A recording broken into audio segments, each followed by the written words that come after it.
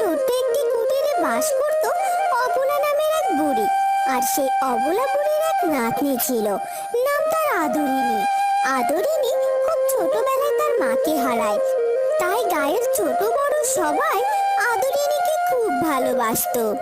আদরিনী, আরে ও আদরিনী! কি হয়েছে কি বুড়ি? তবে রে, আমাকে বুড়ি বলা, মামাকে বুড়ি বলা তোর বের করছে রে। তুমি আমায় কিছু করতে পারবে না, আমি চললাম আমার সইয়ের বাড়িতে। এই কথা বলে আদরিনী ছুটে তার সইয়ের বাড়িতে চলে যায়। পাগলি মেয়ে কোথাকার, এই মেয়েকে নিয়ে আর পারা যায় না। সবার আদর পেয়ে পেয়ে একখানা বাদ